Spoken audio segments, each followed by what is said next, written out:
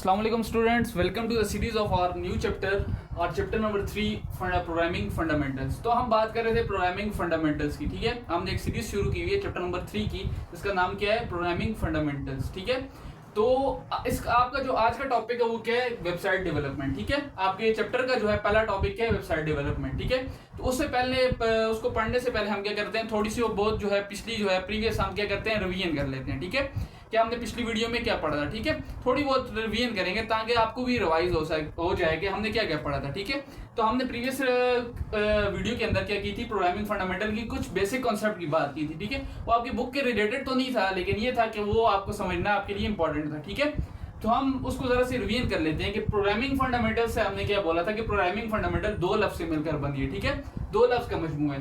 Programming एक अलग चीज और फंडामेंटल अलग चीज है। जब अब इन दोनों का जोड़ हो जाता है तो एक नई चीज बनती है। ठीक है, पहले हम इसको अलग अलग करके समझेंगे, फिर इसको जो है जोड़ बनाकर यानी एक नई चीज बनाकर हम इसको समझेंगे। ठीक है, तो हमने प्रोग्रामिंग की बात की थी, तो प्रोग्रामिंग हमारे पास क्या थी, प्रोग्रामिंग को हमने क्या बोला था कि प्रोग्रामिंग क्या है,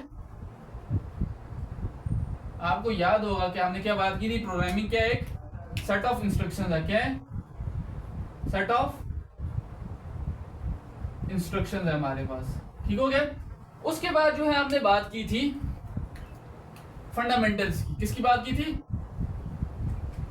फंडामेंटल्स की बात की थी। तो फंडामेंटल्स के बारे में हमने क्या बोला था, फंडामेंटल्स से क्या मुराद होता है, बेसिक कॉन्सेप्ट। क्या होता है, बेसिक कॉन्सेप्ट।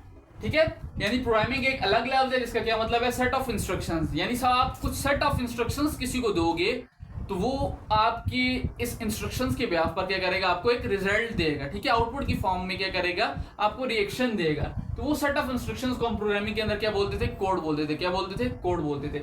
अब हर लैंग्वेज को, हर चीज को सीखने से पहले क्या कहते हैं, उसके बेसिक कॉन्सेप्ट के बारे में पता होना चाहिए। जब तक आप उसको उस चीज के बेसिक कॉन्सेप्ट के बारे में पता नहीं होगा, तब तक आप उस फील्ड में एक्सपर्ट नहीं बन सकते, उसको आप नहीं समझ सकते। ठीक है, तो प्रोग्रामिंग फंडामेंटल्स क्या होगी कि जब इन दोनों लफ्ज को हम आपस में क्या करते हैं, मिलाते हैं, तो इससे क्या बनता है, एक नया लफ्ज बनता है, यानी प्रोग्रामिंग फंडामेंटल्स के प्रोग्रामिंग के बेसिक कॉन्सेप्ट। तो हमने कुछ बेसिक कॉन्सेप्ट के बारे में बात की थी, जिस तरह वेरिएबल के बारे में हमने बात की थी कि वेरिएबल क्या होता है, एक ऐसा नंबर, एक ऐसी चीज होती है जो अंदर अपने अंदर एक नया नंबर समा देते हैं। ठीक है, उसके बाद हमने डेटा टाइप की बात की थी कि डेटा टाइप क्या होता है हमारे पास, कि वो किसी भी वेरिएबल को क्या करता है, इनिशियलाइज करता है कि इसके अंदर कौन सा नंबर जो है वो वैल्यूज आती हैं। जिस तरह हमने इंटीजर की बात की थी कि इंटीजर के अंदर क्या होते हैं कि वो हमारे पास 0 से प्लस इंफिनिटी तक भी जाते हैं और 0 से माइनस इंफिनिटी तक भी आते हैं। ठीक है, इसी तरह हमने फ्लोटिंग की बात की थी कि फ्लोट क्या होता है, वो उसके अंदर पॉइंट वाले ब्ला ब्ला ब्ला, यानी हमने सारों की बात की थी। ठीक है, अगर आपने हमारी प्रीवियस वीडियो नहीं दी तो देखी तो मैं इसमें जो है आपका लिंक, आपकी डिस्क्रिप्शन में लिंक दे दूंगा,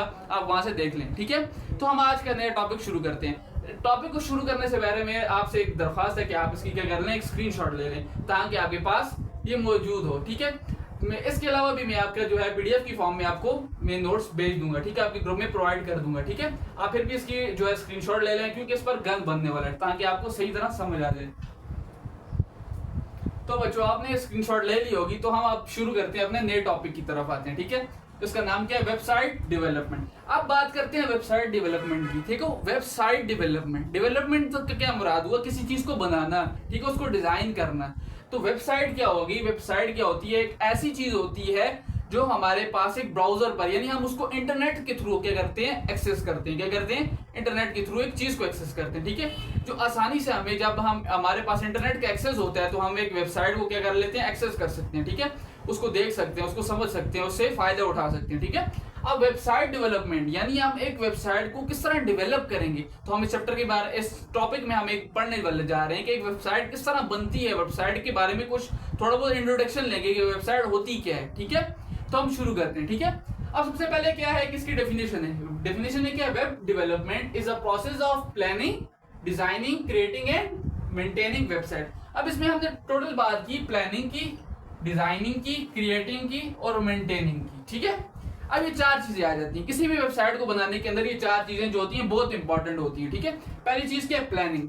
अब प्लानिंग बच्चों कुछ इस तरह है कि जब तक आपको ये चीज पता ना हो कि मैंने बनाना क्या है, तो आप क्या करोगे, नहीं बना सकते। ठीक है, अब एक बंदा है, उसको बनानी है एक वेबसाइट बनानी है, ठीक है, जो एजुकेशनल लिंक के थ्रू है, यानी एक स्कूल की वेबसाइट बनानी है, ठीक है, तो उसने कोई प्लानिंग ही नहीं की कि हाँ मुझे इस वेबसाइट के अंदर क्या डालना है, क्या चीजें नहीं डालनी, किस तरह उसको डिजाइन करना है, तो वो क्या करेगा, उसको नहीं बना सकेगा, ठीक है। बना तो लेगा, बनाना तो कोई वो नहीं है, लेकिन बना तो लेगा, लेकिन उस तरह की नहीं बना सकेगा जिस तरह वो एक्सेप्ट कर रहा है, ठीक है। वो क्लाइंट उससे या यूजर उससे एक्सपेक्ट कर रहा है कि मुझे इस तरह की वेबसाइट चाहिए, ठीक है। तो यानी हर चीज को बनाने के लिए क्या होती है, प्लानिंग होती है, ठीक है।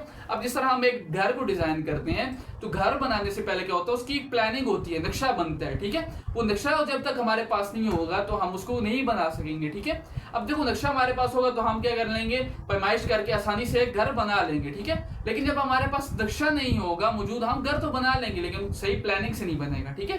तो प्लानिंग, किसी भी चीज के बनने में प्लानिंग जो है सबसे पहला स्टेप है, ठीक है। चाहे आप दुनिया की कोई भी चीज बना रहे हो, ठीक है, वेबसाइट की बात नहीं करते, कोई भी दुनिया की चीज बना रहे हो, प्लानिंग मस्ट होती है, ठीक है। दूसरी बात होती है डिजाइनिंग, ठीक है। अब आपने क्या कर ली, प्लानिंग कर ली कि हाँ मुझे इस तरह की वेबसाइट चाहिए, उसमें ये चीजें हो, ये कुछ हो, ये ना हो, ठीक है। उसके बाद आती है डिजाइनिंग, यानी अब उसको आप डिजाइन करना, यानी अब आपका प्रैक्टिकल काम शुरू होता है, ठीक है। तो डिजाइनिंग वाले स्टेप में आप करते हैं, किसी भी वेबसाइट को डिजाइन करना शुरू करते हैं। हाँ अब मैंने इसको क्या करना है, इसको ऐसी आउटलाइन देनी है, इसमें फॉन्ट ऐसा रखना है, इसमें इमेजेस ये डालनी है, इसका फॉन्ट का कलर ये हो, बैकग्राउंड में ये हो, ठीक है, इसमें वीडियोस ये वाली डालनी है। आप उसको आप क्या कर रहे हैं, डिजाइनिंग करना शुरू कर रहे हैं। जब आपकी डिजाइनिंग मुकम्मल होगी फिर आगे आपका क्रिएटिंग, ठीक है। अब डिजाइनिंग में आपने क्या किया कि आपने जो है एक डिजाइन बनाकर, जिसको हम बोलते हैं ना 3D मॉडल बनाकर आपने रख दिया, ठीक है। अब 3D मॉडल के बेस पर क्या होगा, आप उसको क्रिएट करना शुरू कर लेंगे, ठीक है। अब क्रिएट के स्टेप में क्या होगा, आपकी दोनों तरफ की कोडिंग आ जाएगी, ठीक है। आगे हम बात भी करेंगे उसकी, दोनों साइड की कोडिंग, फ्रंट एंड कोडिंग भी और बैक एंड कोडिंग, जिससे हमने पहले बात की। फ्रंट एंड कोडिंग यानी उसकी आप जो है उसको वेबसाइट को एक स्ट्रक्चर देना शुरू करेंगे, ठीक है। क्रिएटिंग के प्रोसेस के अंदर उसको आप एक स्ट्रक्चर देंगे, ठीक है। इसी तरह आप उसमें फॉन्ट वगैरह डालेंगे, ठीक है। आप अपनी मर्जी के जो पैराग्राफ है, जो भी आपने जो है टेक्स्ट वगैरह डालना है वो डालेंगे। फिर टेक्स्ट के साथ साथ जो पिक्चर्स वगैरह ऐड करनी है, जो लिंक्स शेयर करने हैं, उस तमाम चीज आप किसमें करेंगे, क्रिएटिंग में करेंगे, ठीक है। इसमें तमाम काम किसके थ्रू होगा, एक लैंग्वेज के थ्रू होगा, ठीक है। लैंग्वेज को इस्तेमाल करते हुए आप काम करेंगे, ठीक है। अब वो लैंग्वेजेस मुख्तलिफ किस्म की हो सकती है, ठीक है। HTML लैंग्वेज होगी, ठीक है। इस तरह CSS लैंग्वेज होगी, इसी तरह ही आपकी क्या लो कि एक जावा लैंग्वेज होगी, पाइथन होगी, जावास्क्रिप्ट होगी, C++, एनी लैंग्वेज, आप कोई भी लैंग्वेज आप इस्तेमाल कर सकते हैं, ठीक है, क्रिएटिंग के अंदर, ठीक है। लेकिन हमारे पास जो है इस चैप्टर के अंदर यानी बेस्ट लैंग्वेजेस कौन सी है, HTML लैंग्वेज है, CSS लैंग्वेज है, जावास्क्रिप्ट, वो आगे हम बात करते हैं, ठीक है।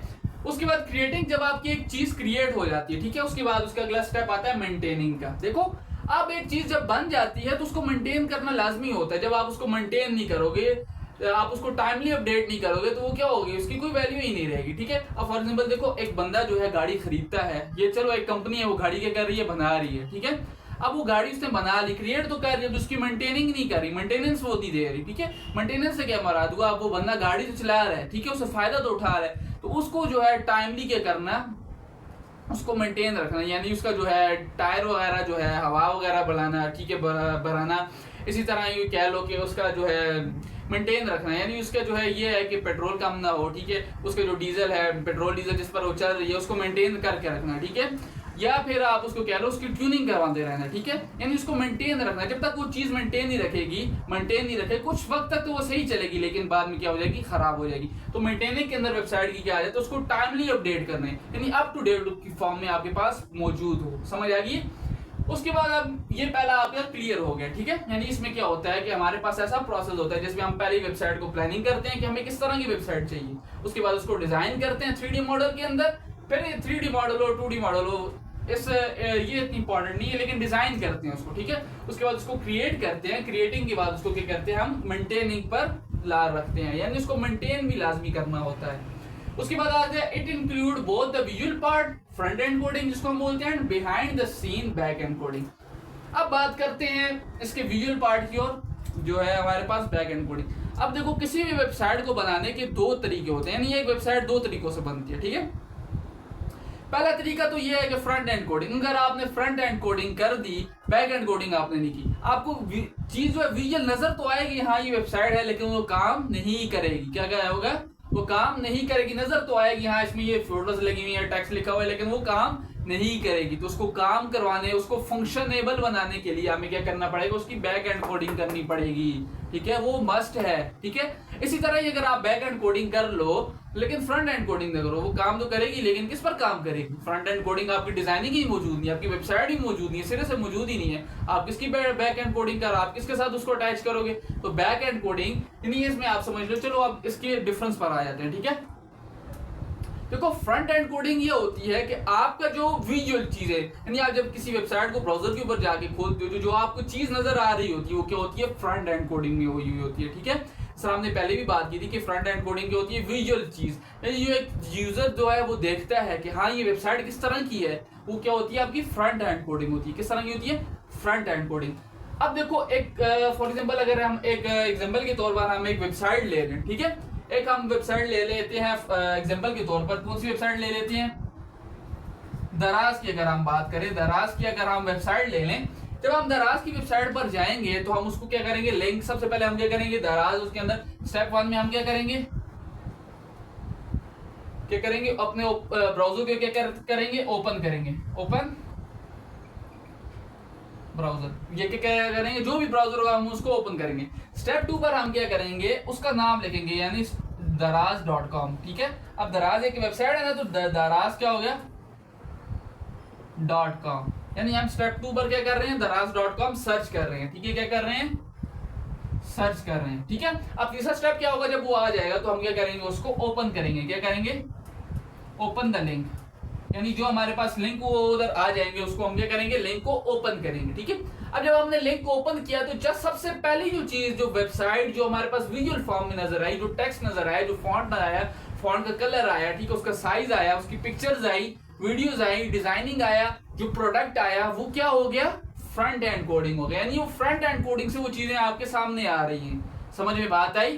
तो फ्रंट एंड कोडिंग की चीज के थ्रू वो क्या हो रही है, आपको नजर आ रही है चीजें, ठीक है। अब बैक एंड कोडिंग का उसमें क्या काम है, अब जब आप जो है उस चीज को, जब आप उस लिंक को, यानी फॉर एग्जांपल एक आप प्रोडक्ट उठा रहे हो, एक घड़ी की बात करें, एक वॉच की बात करें, तो आप क्या कर रहे हो, एक वॉच के ऊपर आपने क्लिक किया, आपको एक चीज पसंद आ गई, अब आप उसको आप उस पर क्लिक कर रहे हो तो वो आपसे क्या मांगेंगे, क्या आपका कुछ एक आगे एक फाइल आ जाएगी जिसके अंदर आप ये करोगे, आपकी पर्सनल डिटेल्स आएंगी, आपका नाम पूछेगा आपसे, ठीक है, मोबाइल नंबर आपसे पूछेगा, ठीक है, उसके बाद क्या पूछेगा, आपका ईमेल एड्रेस वगैरह पूछेगा, आपका जो है परमानेंट एड्रेस जो है आप जहां पर आप रहते हो, ठीक है, और उसकी प्राइस आएगी।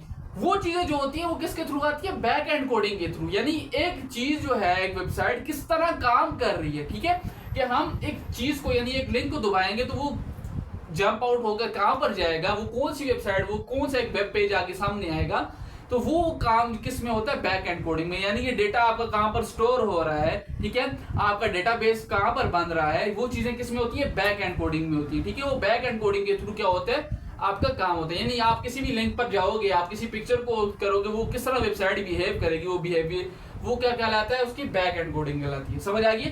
अब बात करते हैं, अब देखो फ्रंट एंड कोडिंग क्या deals with what user see and interact with the directly with web browser, ठीक है।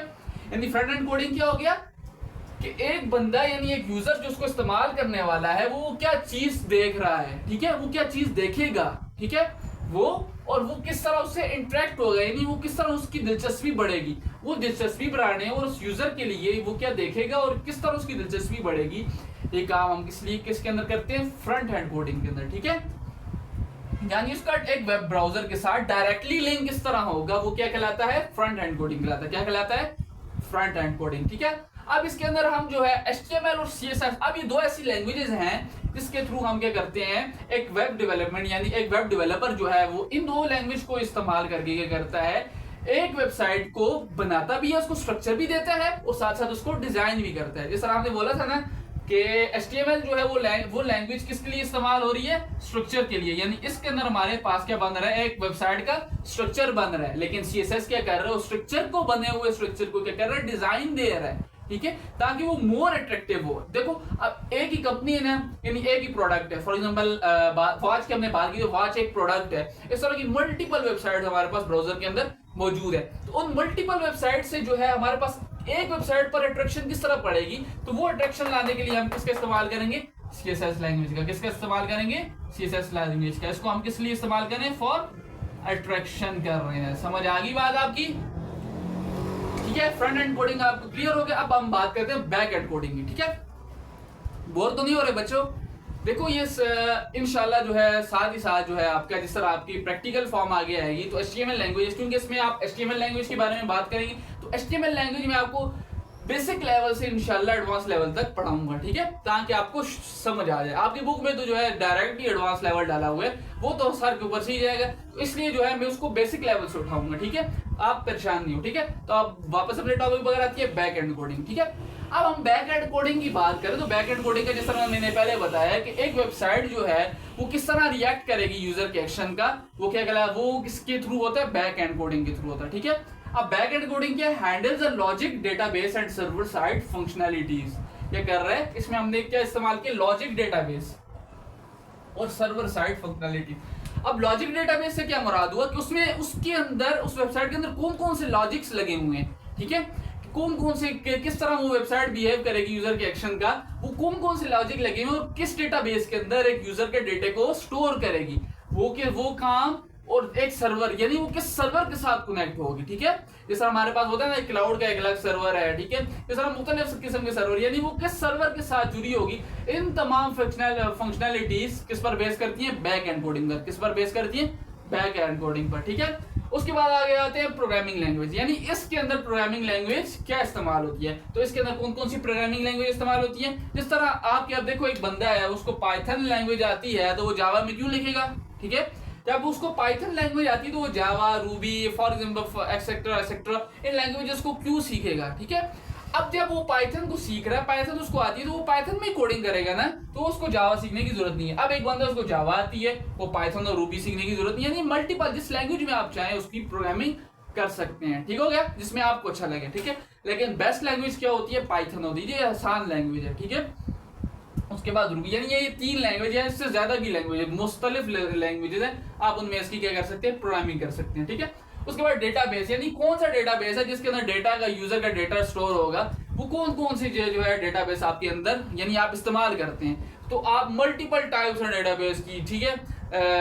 आप कोई भी इस्तेमाल कर सकते हैं। ठीक है, अब जो इसमें जो मेन ज्यादातर इस्तेमाल होता है वो कौन सा होता है, MySQL और मोंगो डेटाबेस। ठीक है, यानी ये 2 टाइप के डेटाबेस है जिसके अंदर यूजर का डेटा स्टोर करते हैं। तो ये आपने बात की थोड़ी बहुत वेबसाइट के बारे में कि वेबसाइट डेवलपमेंट क्या होती है, वेबसाइट किस तरह डेवलप होती है, किस क्या क्या क्राइटेरिया होता है। अब हम इसके बाद एक बात करते हैं, एक छोटा सा टॉपिक रह गया क्लाइंट सर्वर आर्किटेक्चर का। ठीक है, तो उसके हम थोड़ी बहुत डायग्राम के थ्रू हम बात कर लेते हैं।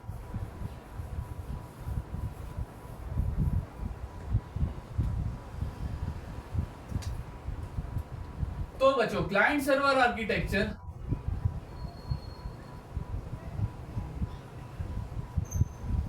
देखो ये आपका जो है इसलिए पढ़ा रहा हूं क्योंकि ये सर्वर से बेस कर रहा है। ठीक है, जो सर्वर हमारे पास बैक एंड कोडिंग के अंदर होता है ना, उससे बेस कर रहा है। तो अब क्लाइंट सर्वर आर्किटेक्चर क्या होता है, इसकी मैं पहले डायग्राम बना लेता हूं, फिर आपको मैं समझाता हूं। ठीक है,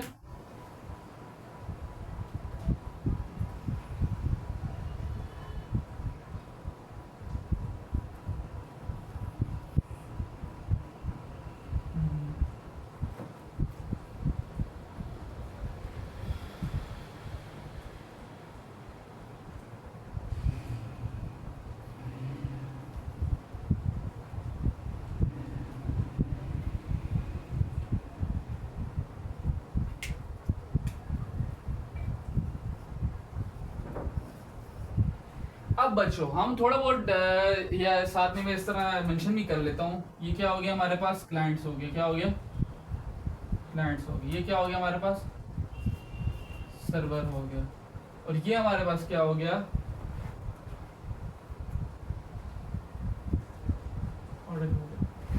अब हम बात करते हैं क्लाइंट सर्वर आर्किटेक्चर की। क्लाइंट सर्वर आर्किटेक्चर असल में होता क्या और काम किस तरह करता है। ठीक है, अब बच्चों अब एक हमारे पास सर्वर होता है। ठीक है, अब इस तरह इसकी मैं आपको एक थोड़ी सी एग्जांपल देता हूं, फिर उसके थ्रू आपको मैं पढ़ाता हूं। ठीक है, अब देखो फॉर एग्जांपल एक जो है हमारे पास क्या हो गया, एक व्हाट्सएप है। ठीक है, अब व्हाट्सएप का भी एक अलग से क्या होगा, सर्वर होगा। ठीक है, अब मेरे पास जो है एक हम जिस तरह व्हाट्सएप का एक ग्रुप बनाते हैं ना, आप पहले नेटवर्क की हम बात कर रहे हैं। ठीक है, क्योंकि ये नेटवर्क के अंदर बेस करता है। नेटवर्क क्या होता है, नेटवर्क हम बोलते हैं कि जब हमारे पास 2 या 2 से ज्यादा डिवाइसेस आपस में इंटरकनेक्शन होगी। ठीक है, किस लिए इंटर कनेक्शन होगी, ताकि वो डेटा को या रिसोर्सेज को क्या कर सके, आपस में शेयर कर सके। ठीक है, तो अब नेटवर्क की जब हमने बात की तो नेटवर्क जो है वो दो तरह के होंगे। ठीक है, कि आप शेयरिंग जो डेटा को करेंगे वो दो तरह से कर सकते हैं, वायरलेस भी कर सकते हैं और वायर थ्रू वायर भी कर सकते हैं। तो आप वायरलेस की बात करेंगे, तब हम लॉन्ग रेंज की बात करें तो इंटरनेट, उसके अंदर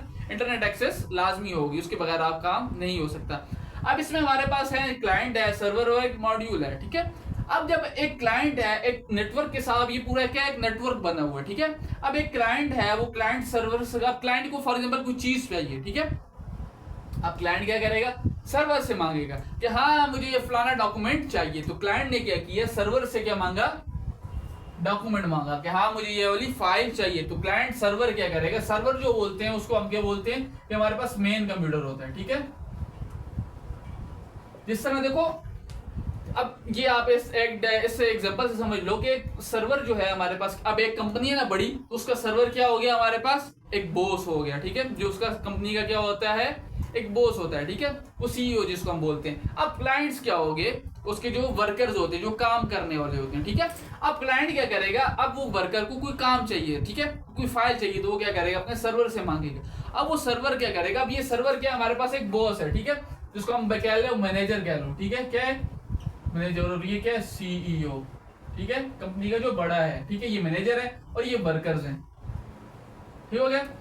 अब एक वर्कर को कोई फाइल चाहिए तो वो डायरेक्टली किससे काम करेगा, किससे पूछेगा, सर्वर से पूछेगा, यानी मैनेजर से कहेगा कि हाँ मुझे ये फाइल चाहिए। तो सर्वर क्या करेगा, अपने बॉस यानी सीईओ से बात करेगा कि हाँ ये फाइल ये बंदा मांग रहा है तो मैं इसको दूं, मेरे पास मौजूद नहीं है। तो वो उससे सीईओ से वो फाइल लेकर किसको देगा, क्लाइंट को देगा। अगर उनके पास यानी सर्वर के पास फाइल मौजूद नहीं है तो वो किससे मांगेगा, सीईओ से मांगेगा, यानी मॉड्यूल से मांगेगा। लेकिन अगर उसके पास है तो वो क्या करेगा, उसको वापस उसकी क्लाइंट देगा। ठीक है, उसको उसकी फाइल दे देगा। ठीक हो गया। अब जो है हमारे पास, ये हमने क्या पढ़ा है, क्लाइंट सर्वर सर्वर आर्किटेक्चर की किस तरह काम करता है। ठीक है, समझ आ गई।